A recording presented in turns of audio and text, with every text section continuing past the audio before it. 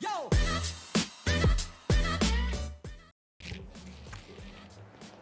Hello, I'm Kaylee. For today's search segment, we will be meeting with Captain Tim Booth.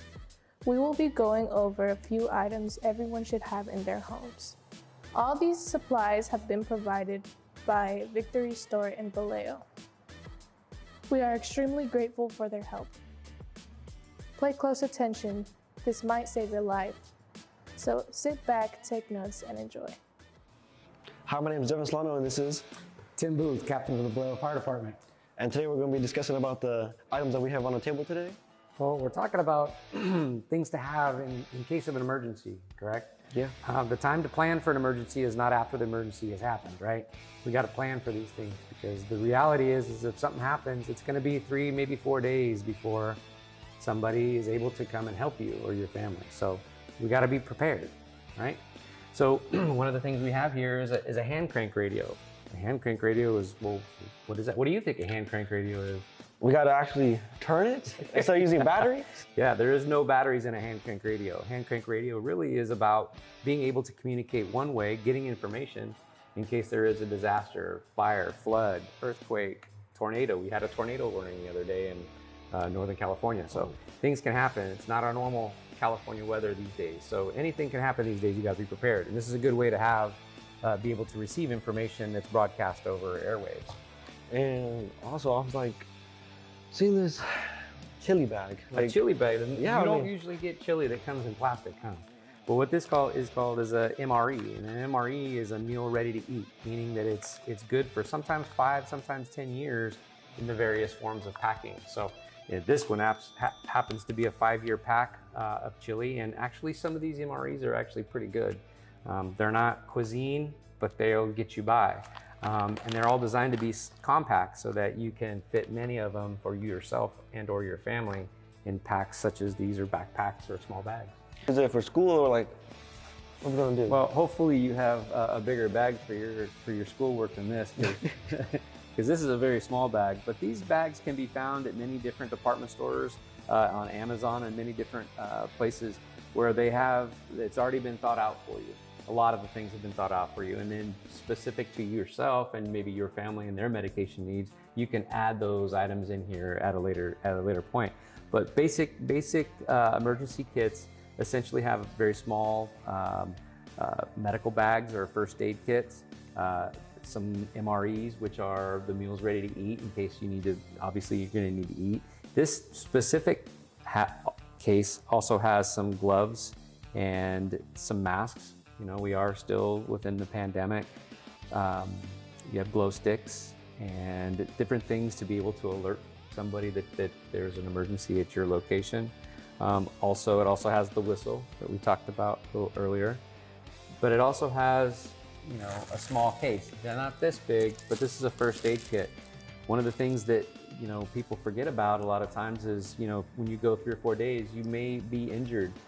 Some of these kits have basic bandaging and gauze and band-aids and things to be able to handle small medical issues that you may run across.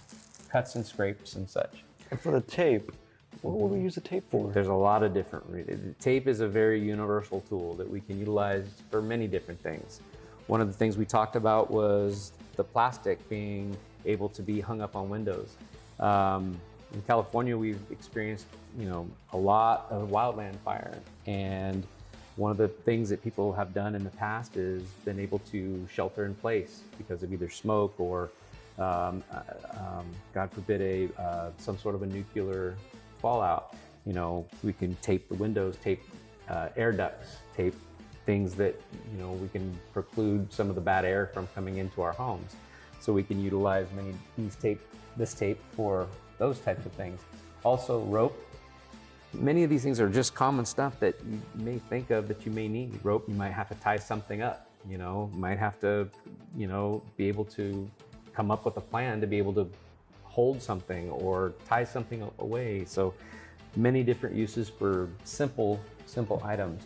You may not know what you need it for, but I would suggest putting it in a bag, and you probably have a need for it at some point.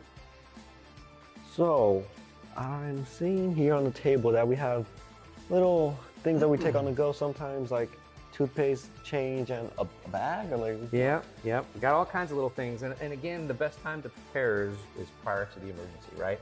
Because no one's gonna think about when their house is falling down to put toothpaste and deodorant into a bag and place it so you can use it at some point, right? So the time to prepare is previous.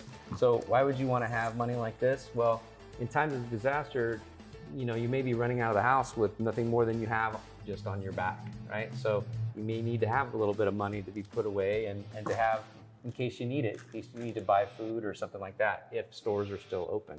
Remember, you're not gonna have your cell phone. There's a good chance that you're not gonna have your cell phone, and Uber Eats is not gonna be driving to your house to be able to deliver you your food. So you need to be able to be self-sufficient, and that means without a cell phone. That means maybe without, I know.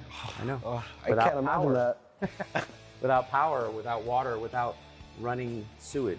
So, we're within 7 days of not having running water and or sewage that works, we can become a third world country very quickly. So that's why we need to have these things prepared. But most importantly, we can't forget the essential items, including water, the solar-powered energy bank, and N95 mask. All right, I just want to say thank you for giving us this wonderful presentation, and just want to know if you have anything else to say. Good. Well, first off, you've done a really good job, and thank you for your work. I want to stress the importance of getting involved and making certain that communities are aware of their own personal and their families' needs during an emergency. There's many ways to be able to get involved. FEMA.gov has some general rules and responsibilities of individuals for emergencies and gives you some good insight as to the things that you could do to, like a checklist and things that you can do to prepare yourself and your family. Also, from a community standpoint, there's many things that you as a citizen can do to get involved with your own community and your neighbors through our CERT program, Community Emergency Response Team. There's CERT teams all over the county and the state and the country.